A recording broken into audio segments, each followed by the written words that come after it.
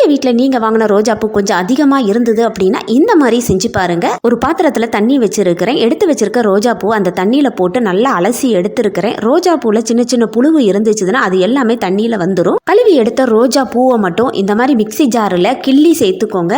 இது கூட கொஞ்சமா தண்ணி சேர்த்துக்கோங்க. ரொம்ப சேர்க்கக்கூடாது. 1 ஸ்பூன் அளவுக்கு மட்டும்தான் சேர்க்கணும். இப்போ இதை நல்லா நைஸா அரைச்சி எடுத்துட்டு வந்துக்கலாம். இந்த அளவுக்கு அரைச்சி எடுத்துட்டு வந்துட்டேன். ஒரு வடிகட்டி வச்சு இன்னொரு பாத்திரத்துல வடிகட்டி எடுத்துக்கலாம். இந்த அளவுக்கு ரோஜா பூ சாறு கிடைச்சிருக்குது.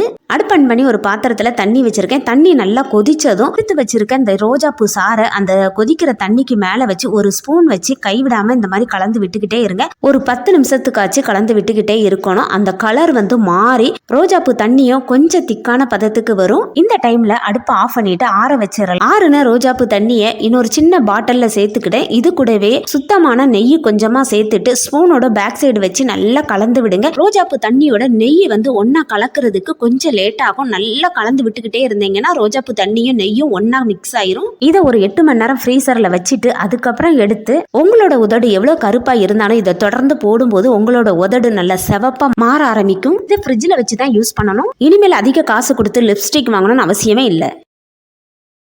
Download ShareChat.